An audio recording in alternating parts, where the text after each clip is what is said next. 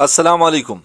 ایک سوال جو بہت لوگوں کے ذہن میں آتا ہے کہ یہودی اور مسلمانوں کے درمیان اتنی دشمنی کیوں ہے؟ اس دشمنی کو ایکچولی سمجھنے کے لیے ہمیں 1400 سال پہلے کی کہانی سمجھنی ہوگی جہاں سے یہ شروع ہوئی۔ آج کی ویڈیو میں ہم بات کریں گے 3 یہودی قبائل کے بارے میں جنہوں نے ایک ایک کر کے رسول اللہ صلی اللہ علیہ وسلم کے ساتھ وعدہ خلافی کی اور کس طرح انہوں نے اسلام کے خلاف سازشیں کی۔ جب رسول اللہ صلی اللہ علیہ وسلم ہجرت کر کے مدینہ آئے تو مدینہ میں 3 کمیونٹیز تھیں۔ سب سے پہلے اوس اور خزرج جو 2 عرب ٹرائبز تھے اور جن میں موسٹلی مشرک تھے۔ دوسری کمیونٹی تھی مسلمانوں کی اور تیسری کمیونٹی تھی یہودی قبائل جن میں 3 قبیلے تھے، بنو قینقاع، بنو نذیر اور بنو قریظہ، جو تینوں اپنے اپنے قلعوں میں رہتے تھے۔ رسول اللہ صلی اللہ علیہ وسلم نے ان تینوں کمیونٹیز کو ملا کے میثاق مدینہ بنایا، جو ایک ایسا سوشل کانٹریکٹ تھا جس میں سب گروپس کو ایکول رائٹس دیے گئے۔ اس کے کی پوائنٹس تھے کہ ہر گروپ کو اپنا ریلیجن پریکٹس کرنے کی آزادی ہوگی، اگر مدینہ پہ کوئی حملہ کرے تو سب مل کر ڈیفینڈ کریں گے، ظلم اور فساد والوں کی سپورٹ نہیں کی جائے گی، اور سب سے امپورٹنٹ جسٹس سسٹم اسلام کے مطابق چلے گا۔ لیکن یہودی قبائل جو پہلے مدینہ کی ٹریڈ اور پالیٹکس میں کافی انفلوئنشل تھے، ان کو یہ بات ہضم نہیں ہوئی، کیونکہ یہودیوں کے دل میں پہلے سے بغض تھا۔ انہیں لگتا تھا کہ آخری نبی ان کے قوم میں آئیں گے، اور جب وہ عرب میں آئے تو یہ بات یہودیوں سے برداشت نہیں ہوئی۔ سب سے پہلا قبیلہ جس نے کانٹریکٹ توڑا وہ تھا بنو قینقاع۔ بنو قینقاع میں زیادہ تر لوگ سونار اور لوہار کا کام کرتے تھے اور مدینہ کی مارکیٹ میں ان کا کافی انفلوئنس تھا۔ جنگ بدر میں مسلمانوں کی وکٹری کے بعد ان کی فرسٹریشن کافی بڑھ گئی تھی، تو ایک دن ایک مسلمان عورت ان کی مارکیٹ میں گئی خریداری وغیرہ کرنے۔ ایک یہودی نے شرارتاً اس کا حجاب اٹھایا اور مارکیٹ میں موجود ایک اور مسلمان نے یہ دیکھ کر یہودی سے لڑنا شروع کیا، اور ایونچولی اس لڑائی میں یہودی مارا گیا۔ پھر یہودیوں نے بدلے میں اس مسلمان کو شہید کر دیا۔ اب میثاق مدینہ کے مطابق بجائے اس کے کہ یہ اس شہید مسلمان کے خون کے بدلے بلڈ منی دیتے، بنو قینقاع نے مسلمانوں کے خلاف اعلان جنگ کر دیا۔ محمد رسول اللہ صلی اللہ علیہ وسلم نے ان کو ڈائلاگ کی آفر کی، لیکن بنو قینقاع والوں نے ایروگنس میں ریجیکٹ کر دی۔ تو مسلمانوں نے ان کا فورٹریس گھیر لیا اور 15 دن کے سیج کے بعد بنو قینقاع نے ہتھیار ڈالے اور پھر انہیں مدینہ سے نکال دیا گیا، اور انہوں نے جا کے خیبر میں پناہ لے لی۔ دوسرا یہودی قبیلہ تھا بنو نذیر کا، اور انہوں نے بہت ہی نیچ سازش کی۔ نبی کریم صلی اللہ علیہ وسلم ان کے پاس گئے ایک دیت یعنی بلڈ منی کے مسئلے کو سالو کرنے۔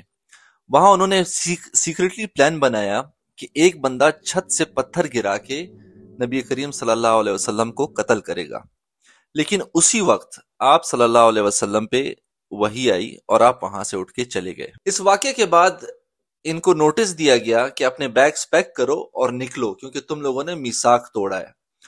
بنو نذیر والوں نے ریفیوز کیا۔ پھر مسلمانوں نے ان کے فورٹریس کا گھیراؤ کیا اور بنو نذیر کو سرنڈر کرنے پہ مجبور کیا۔ اس کے بعد ان کو بھی مدینے سے نکال دیا گیا اور یہ لوگ بھی خیبر چلے گئے۔ اب مدینہ میں صرف ایک یہودی قبیلہ بچ گیا تھا، اور وہ تھا بنو قریظہ۔ جب غزوہ خندق ہوا اور 10,000 مشرکین مدینہ کے باہر کیمپ لگا چکے تھے، تو بنو قریظہ نے اس مشکل وقت میں مسلمانوں کے پیٹھ میں چھرا گھونپا۔ ان کا قلعہ مدینہ کے ساؤتھ ایسٹ میں تھا اور ان کی ذمہ داری تھی سدرن بارڈر کا ڈیفنس، لیکن انہوں نے سیکریٹلی قریش کے ساتھ پیکٹ سائن کر لیا اور مسلمز کو پیچھے سے اٹیک کرنے کا پلان بنایا۔ اللہ کا فضل ہوا کہ خندق کی اسٹریٹجی اور تیز آندھی نے مشرکین مکہ کو بھاگنے پر مجبور کر دیا، اور جب مسلمان جنگ جیت گئے تو مسلمانوں نے اس کے بعد بنو قریظہ کے قلعے کو گھیرا ڈالا، اور جب انہوں نے سرنڈر پہ مجبور کیا تو اس دفعہ ان کو صرف مدینے سے نہیں نکالا، بلکہ ان کے 700 مردوں کو ان کے غداری کے جرم کی سزا میں اور ان کے اپنے ہی مذہبی کتاب توراہ کے مطابق قتل کیا گیا۔ اب باری آئی خیبر کی۔ جو بنو نذیر اور بنو قینقاع کے لیڈرز مدینہ سے نکال دیے گئے تھے، وہ سب خیبر میں بیس بنا چکے تھے، وہاں سے کانسٹنٹلی مسلمانوں کے خلاف سازشیں کر رہے تھے۔ فتح مکہ سے پہلے نبی کریم صلی اللہ علیہ وسلم نے خیبر پر اٹیک کیا، جس کے نتیجے میں مسلمانوں نے خیبر کو فتح کر لیا۔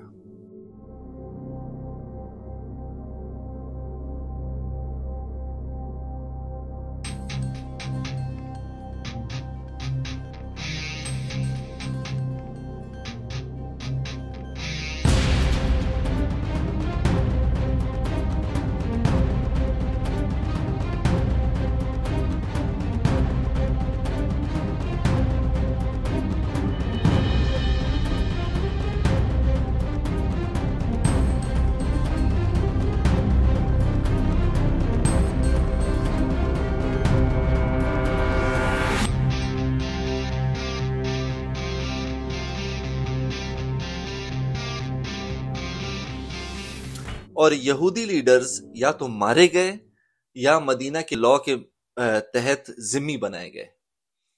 یہ سب کچھ وتھ فل جسٹس اور کلیئر کاز کے ساتھ ہوا، کوئی ظلم نہیں، سب کچھ ٹریٹی وائلیشنز، وار کرائمز اور کانسپیریسیز کے ری ایکشن میں۔ جب یہودیوں کو جنگوں میں ناکامی ملی تو انہوں نے محمد رسول اللہ صلی اللہ علیہ وسلم کی وصال کے بعد اندر سے اسلام کو توڑنے کا پلان بنایا۔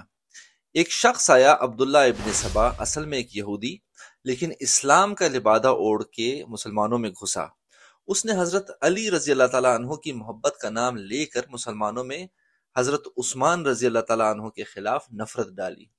سب سے ڈینجرس کام اس نے یہ کیا کہ بنو ہاشم اور بنو امیہ کے درمیان پرانی رائیولری کو زندہ کر دیا، یعنی وہ جو ٹرائبل دشمنی اسلام نے ختم کر دی تھی، اس نے اس کو پھر سے اگنائٹ کیا۔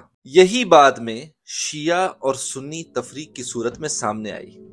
اس کے پلانٹڈ عقیدے اور ایگزیجریشنز نے مسلم امہ کو ہمیشہ کے لیے دو حصوں میں ڈیوائیڈ کر دیا۔ اب آج کل کے دور میں جو بات سب سے امپورٹنٹ ہے اور سمجھنے والی ہے وہ یہ کہ یہ لوگ، چاہے پھر یہودی ہوں یا پھر ویسٹرن ورلڈ ان جنرل، یہ چاہتے ہیں کہ اسلام صرف نماز، روزہ، عید اور ریچولز تک محدود رہے، اور حکومت، قانون سازی، جسٹس سسٹم اور اسٹیٹ افیئرز میں اسلام کی کوئی انٹرفیئرنس نہ ہو۔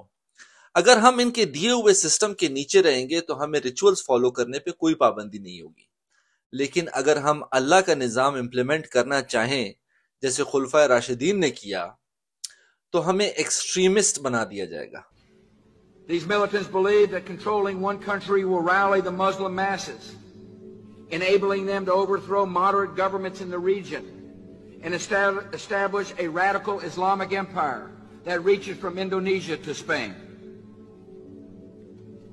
If they are not stopped, the terrorists will be able to advance their agenda to develop weapons of mass destruction to destroy Israel. بس آخری بات، آج بھی وہی نیریٹو چل رہا ہے کہ اسلام کو پالیٹکس سے ہٹاؤ، صرف ایک پرسنل فیتھ بنا دو، لیکن قرآن ہمیں یہ نہیں سکھاتا۔